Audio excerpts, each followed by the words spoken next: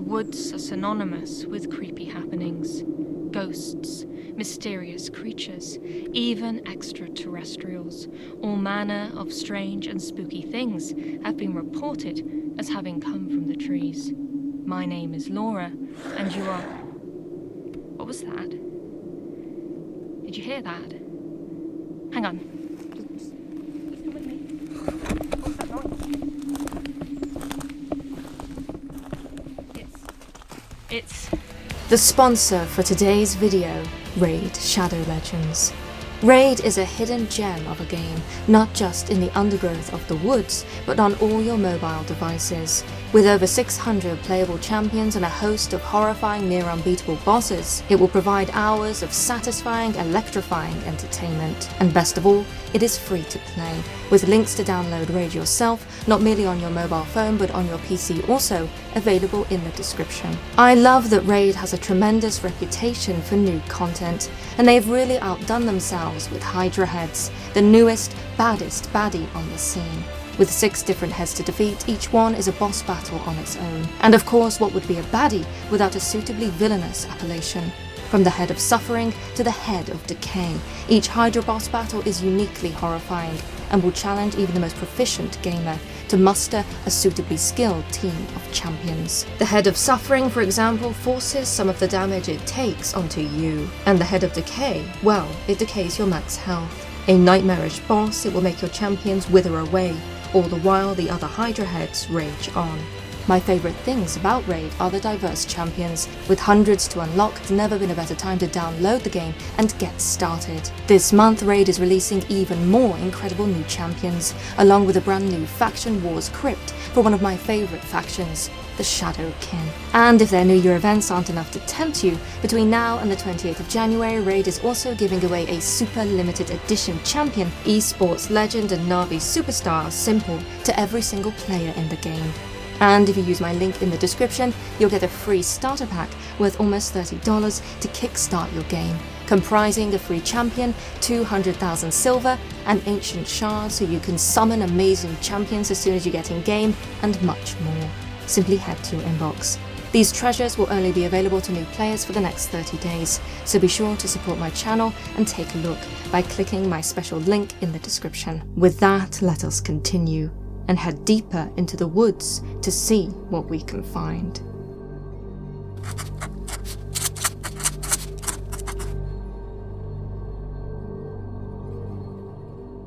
According to the legends of the Salish peoples and other Northwest Native American tribes, there exist spirits of the forest so malevolent that even uttering their name is thought to provoke an attack. In English, these entities are known as Stick Indians.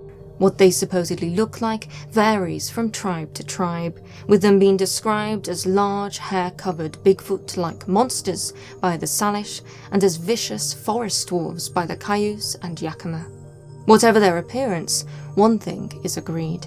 These beings have the power to paralyze, engendering temporary insanity by mesmerizing their victims and leading them deeper and deeper into the woods. For it is said that a universal sign of the Stick Indian is the eerie sound it will make in order to lure its prey, either by whistling, whispering, or in the most chilling cases, mimicking the sound of laughing children so as to tempt unsuspecting travelers off the path and into the trees. Once encountered, the Stick Indian will strike, and its victim will be gone forever. In particular, Stick Indians are associated with children and young adults, and the kidnapping of them. According to traditional belief, they will enchant young victims in the dark of the night, drawing them into the forest, where they will capture and subsequently enslave them. Such a dark destiny is claimed to have been narrowly avoided in the summer of 1970, when a 23-year-old man set out on a road trip with a military buddy. The pair eventually ended up in the northwest of the United States, in Marysville, Washington, where the friend's mother, father, and sister lived.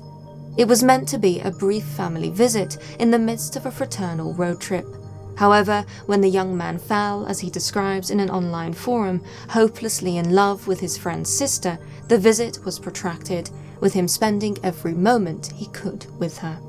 Some 2 weeks later, she invited him to a party out in the woods. All her friends would be going, and there would be alcohol. And so he agreed, with he, his friend, and the young woman following an old logging road out into the middle of the forest. There were lots of other cars and trucks already there, with a keg of beer set up in the rear of one of them. It was clear that part of the forest, far away from homes and parents, had seen many such parties before, and so the young man and his companions got stuck in. 2 hours later, he ended up back in his friend's car, having lost the love of his life somewhere in the crowd, but happy and exhausted and still very much in love. It was then, according to his testimony, that he and his friend heard people screaming and yelling. Faster than a breath, the party disintegrated to panic, and the only sensible sounds which he could hear were the words "Stick Indians." The man and his friend watched as all about them partygoers scrambled over each other to reach their cars, yelling and warning others, spinning tires and racing away, the beer keg in the back of the truck tumbling onto the ground as the vehicle sped through the trees.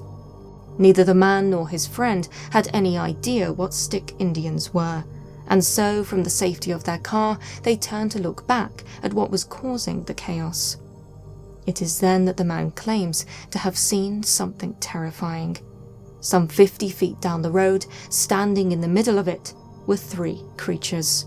He describes them as having been of varying heights, one 3 to 4 feet tall, the other between 5 and 6, and the third a tremendous 7 feet or more. All had what looked like long red hair all over their body, except what appeared to be the female.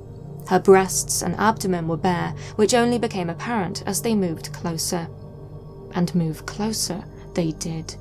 As they approached the car, the man observed, in a state of shock, that their skin pigment was kind of greyish. His testimony suggests that he and his friend were momentarily paralysed before regaining their senses and struggling to start the car. By now, the biggest of the 3 creatures was right by the vehicle, and strangely had something in his hand. The man describes it as looking like a big stick. They did not hang around to find out what the being intended to do with it. In the years since, the man has struggled to come to terms with what he and his friends saw in 1970. Although he admits that he was far from sober that night, he still asserts that he knows what he saw. It was not hallucination, neither was it a practical joke. No expense would have been spared if that were the case, for the monsters, the stick Indians, that he saw were as real as they were horrifying. Not only that, judging by the reaction of the others at the party, they were dangerous, their chilling reputation preceding them and being communicable through 2 simple words: stick Indians. Cannock Chase, 26 square miles of woodland and open heath located in the English county of Staffordshire, has an extraordinary reputation. In addition to being an area of outstanding natural beauty, the chase is also said to be outstandingly paranormally active. For many years, its most well-known claim to supernatural fame has been the appearance of a black-eyed child or children on the chase, most especially within the heavily forested Birches Valley area. Such a ghostly encounter was described in late 2021 by Lee Brickley, a local paranormal investigator and author familiar with the location. It was 2018, and for about 30 seconds, a female child with black eyes supposedly manifested 100 meters in front of him before vanishing without a trace. Earlier, in 2014, Christine Hamlet, a self-described psychic, photographed what she claimed was the very same dark-eyed child spirit on the ground, praying between the trees. And certainly one does not have to look far to find a potential backstory for the child spirit or spirits said to be lingering at Cannock Chase. In the 1960s, a series of terrible abductions resulted in the bodies of 3 young girls, aged between 5 and 7 years old, being discovered half concealed in the undergrowth on the chase. Despite one of the largest manhunts in British history, the monster responsible was not apprehended until late 1968. By that point, it was too late. Innocence had been lost. And to add tragedy to tragedy, in the decades since, numerous testimonies from visitors to the area have claimed that the girl's spirits remain trapped at the place of their horrific ends. In this way, Cannock Chase's paranormal notoriety has attracted the attention of many investigative teams. One such team is Three Spires Paranormal. In 2020, team members Lee and Alex decided to conduct a late-night investigation at the infamous Birches Valley area, hoping to encounter, and thus capture evidence of, the black-eyed children of Cannock Chase. Within just a few minutes of entering the forest, Alex claims to have felt something hit his head. It was not, however, until later into their investigation that things got truly unsettling. Despite being deep in the trees, at least 2 miles from the nearest inhabited area, Lee and Alex heard and captured on camera a series of screams and cries. The sounds are at first faint, but increase in volume and frequency as the investigation continued.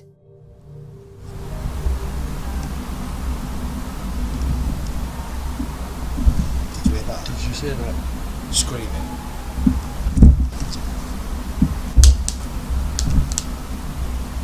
That sounded like crying.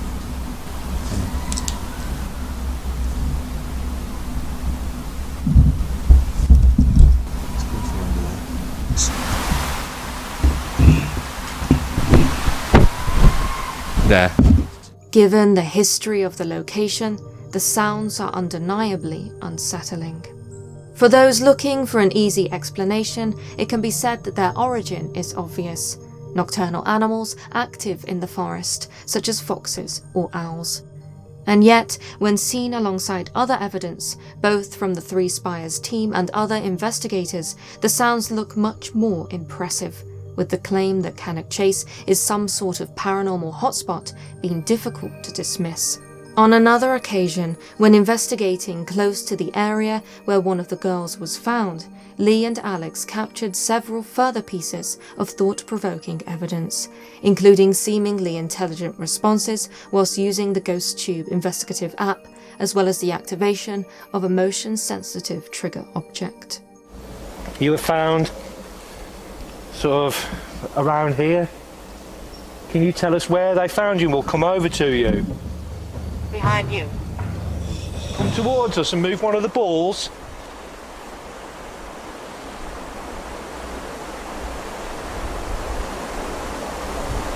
They won't hurt. Thank you. Following up on their encounters, I was able to speak with Lee, who explained to me that the chase gives you the creeps the second you arrive, day or night. With this perhaps being no surprise, considering the vast number of stories and legends connected to the area. A consequence of these abundant stories, as well as inexplicable reports from fellow visitors, not to mention his own experiences at the chase, has led Lee to dub Cannock Chase one of, if not the most paranormally active places in the world. And indeed, with such a dark history, this is not difficult to believe. After all, with the long overdue death of the man responsible for the atrocious acts committed at the chase in 2014, it may not just be the girls who wander the trees, waiting to interact with the living.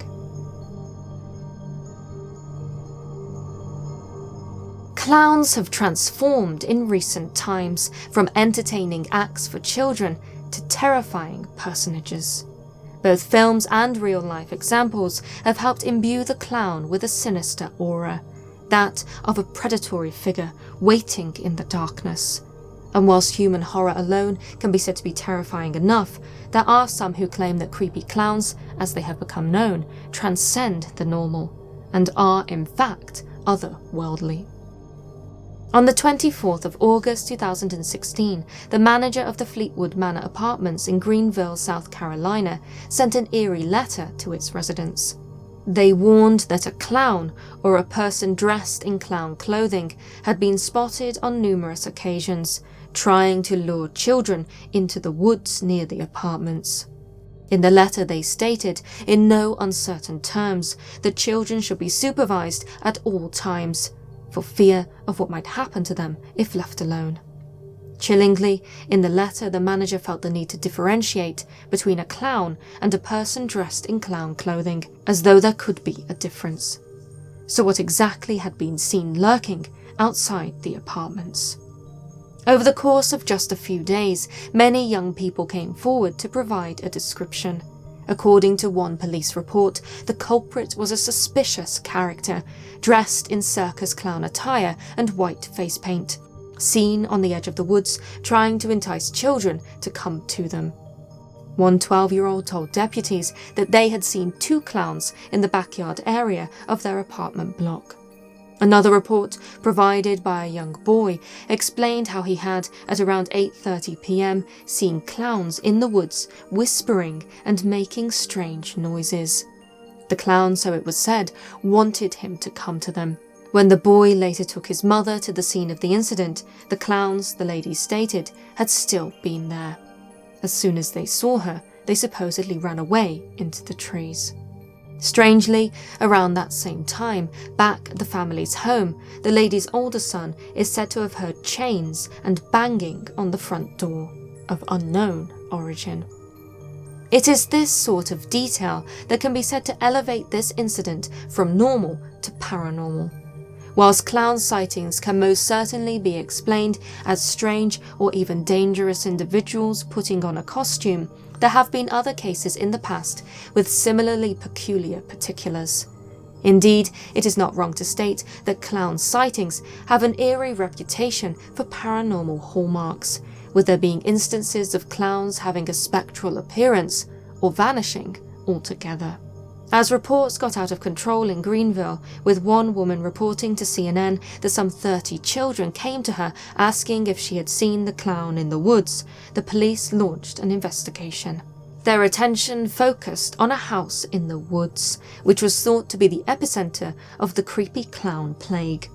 Disturbingly, the police investigated this house and found nothing.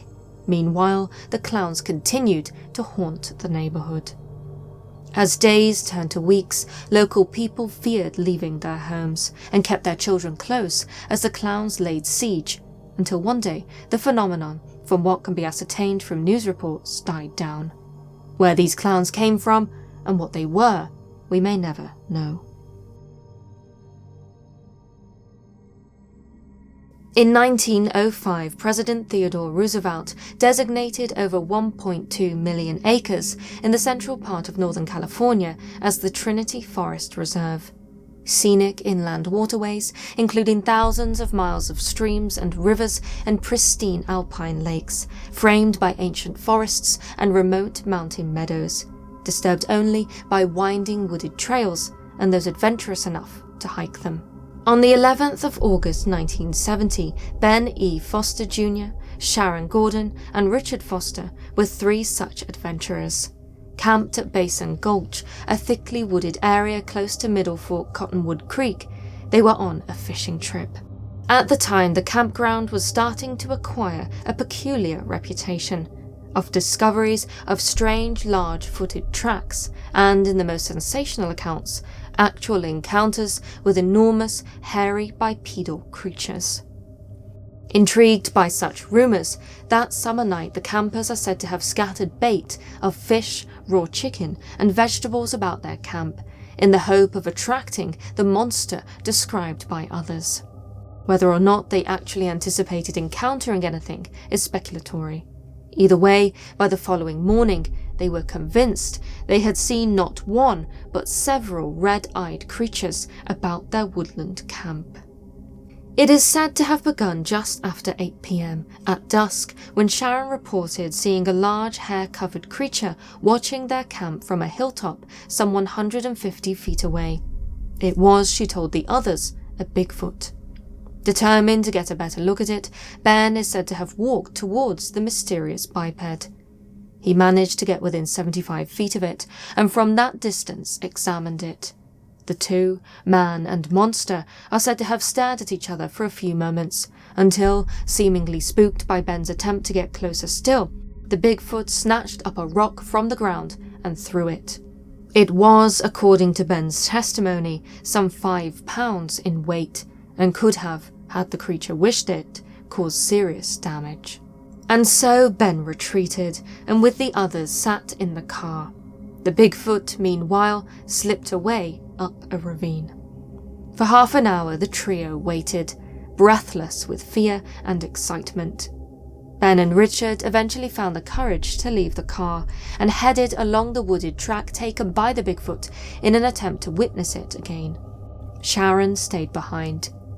While she was alone in the car, it is claimed that a Bigfoot emerged from the trees and approached. It came closer and closer and got within 30 feet of the vehicle. Unnerved, Sharon started the engine and watched as the creature fled back into the woods. The strangeness is reported to have continued throughout the night. While sitting around a large campfire, the three supposedly observed several pairs of glowing red eyes watching them from the trees. Terrified, Sharon spent the night in the car, while Ben and Richard arranged their sleeping bags by the fire. At around 4:30 a.m, Sharon is said to have been disturbed from inside the vehicle yet again, with loud footsteps waking her. When she looked out the window, she was chilled to see a dark figure standing right beside the car. It reached across the hood and curiously flicked the radio aerial before walking away, melding once again with the darkness. When the light returned the next morning, the trio discovered many large footprints around the camp. And so what they had seen had not been an illusion. That night, Ben, Sharon and Richard had not been alone at Basin Gulch. After their incredible forest experience, further investigations at the site were conducted, including what is claimed to have been a follow-up encounter between Ben and one of the creatures. Like before, he was able to get within 75 feet of the alleged Bigfoot. Astonishingly, as they stood face to face, the ape man is said to have gestured to Ben by moving its right hand from its hip outwards several times. Ben mirrored the gesture, and an exchange of sorts took place between the two, with the gesture being repeated 4 times before the creature walked away. And so for Ben, Sharon and Richard, there was no doubt. They had encountered several Bigfoot or Big Feet in the woods that night. They each described the creatures, agreeing that they were large, some 8 to 10 feet tall, and between 500 and 800 pounds. Heavily built and dark in colour, their heads were said to have been egg-shaped and their eyes round, small and deep-set. In the dim light of the campfire, they were seen to glow red. In the years afterwards, the trio continued to visit Basin Gulch, hoping to recreate what they had seen that summer night. Others joined them, including Archie Buckley, someone who himself claimed to have encountered a similar ape-like creature also in Trinity National Forest a mere 2 months before Ben, Sharon and Richard. In his experience, the Bigfoot also had eyes which glowed as it watched him, quiet and curious, from the trees. Posting in a forum in 2002, Ben Foster, clearly still affected by what happened to him that night, had this to say: "I was a logger in Trinity Wilderness for over 20 years, and I have encountered the creature on several occasions. On another occasion, myself and 18 other people spotted the creature stuffing what turned out to be the carcass of a deer into a tree for safekeeping. We had heard 3 creatures kill that deer. It was 8 feet tall, about 600 pounds. Its colour was reddish-brown. And so it would seem that in the forests of California at least, there is something truly strange that stalks the darkness, hunting in it, calling it home, watching from the trees." Gösta Karlsson was a successful entrepreneur whose fascination with bees and pollen led him to found a highly successful Swedish pollen company in 1953, which still thrives to this day. Yet, some years before this life-changing experience, in May 1946, Karlsson's fascination with pollen led him to an experience of another sort that was just as life-changing. an encounter with otherworldly beings deep in the forest. One spring evening, he was returning home after having been out collecting pollen for his bees in the forest outside of the city of Ängelholm, when he supposedly saw a light among the trees. His first thoughts were that someone had started a fire, and so he went to examine the light's origin. Walking through the trees, Carlson was led to a clearing. It was there that he claimed to have witnessed something extraordinary. On the farthest end of the open ground, there was a disc-shaped object. Speaking about his experience later, Carlson was able to describe the object in detail, stating that there was a cupola with oval windows and a big oblong fin which extended from the center to the edge of the underside, as well as 2 metal landing legs and a small ladder that reached to the floor. Light was emanating from holes around the edge of the disc-shaped object, which Carlson observed was burning the grass.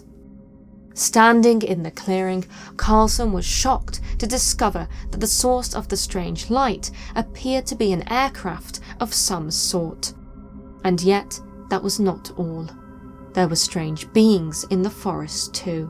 One of these entities, who was outside of the craft, was described as a man in white, closely fitting overalls.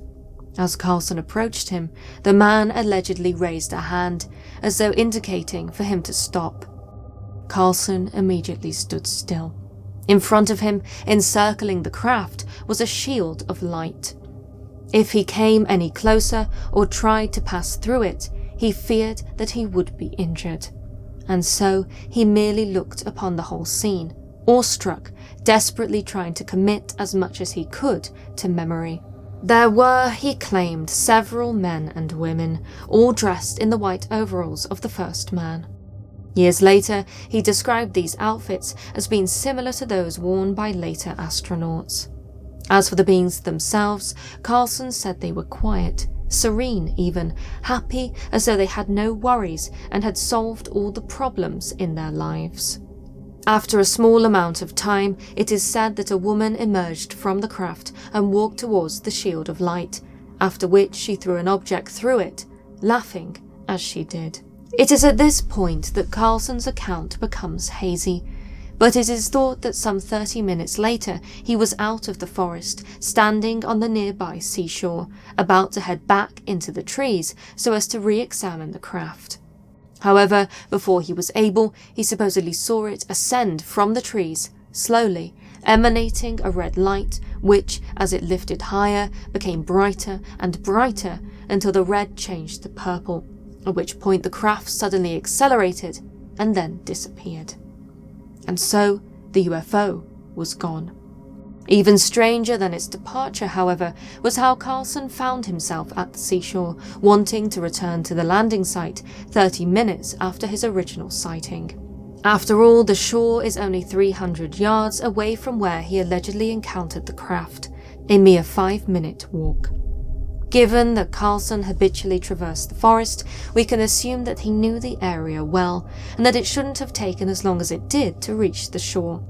And so, what had happened? Chillingly, common themes amongst alien abductees are confusion and missing time. It can be said that both are present in Carlson's case. After all, prior to this point in his testimony, his description of what he saw that night was highly detailed.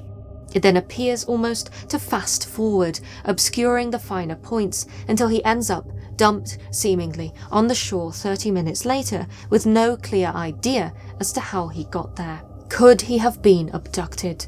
Or had part of his memory been wiped by the beings he encountered at the craft? Or was he simply jaded by the experience and after 30 minutes of wandering the beach decided to return?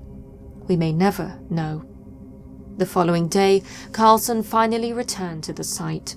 Whilst there, he noted how all the burn marks were still present, and indeed have been preserved to this day in the form of a monument which he later erected. He was also able to recover the object thrown through the light shield by the female figure. In 1971, this object was independently investigated. Nothing exceptional, however, was discovered about it, with it being composed, amongst other things, of silicon. That same year was when the case was first publicised, originally in a popular Swedish magazine and later in specialist UFO journals. At the time, and in the years since, skeptics have pointed to the small inconsistencies in the many retellings of Carlson's story, claiming such are evidence of falsification, leading to widespread dismissal of his encounter. Of course, he was retelling an event that occurred some 25 years prior to the article's publication, and so one might allow for such minor errors, especially as the major elements, and thus the main point of his story, remains the same. A UFO landed in the forest that night, and he interacted with the beings who came from it. Not merely this, by 1971 Carlson was known as the Pollen King of Sweden. Highly successful, wealthy, and well regarded. There was nothing to gain and everything to lose from telling such a sensational story. And so, to the dismay of the skeptics, the case simply wouldn't die. After Carlson's story was publicised, others came forward wishing to examine it. One such investigation bolstered his account, revealing aerial photographs of the area which had been taken in 1939, then again in 1947, and once more in 1963. Upon examination of these photographs, the marks on the ground said to have been made by the craft were shown to have been present in the 1947 and 1963, but not the 1939 photographs. Thus, whatever these marks were, they had appeared sometime between 1939 and 47, which neatly fits with Carlson's 1946 encounter. In this way, dismissal of the case can be said to be clumsy. Evidence aside, it would have been quite the long con for a man to make some marks on the ground, preserve them for 25 years as he builds a successful business and raises a family, just so that he can one day become twice famous, first as a businessman and second as a UFO witness. A highly improbable act, even for the most deranged. 2 months after Carlson's forest UFO encounter, Sweden would become engulfed by thousands of UFO sightings, reaching the peak of a mass incident which has since been dubbed the ghost rockets phenomena. And so, a frontrunner in the pollen industry was Gösta Carlsson, also a frontrunner to some of the most incredible and most well-documented unidentified flying object sightings in all history. Thank you so much for watching. If you enjoyed this video, be sure to like and subscribe for more of the paranormal.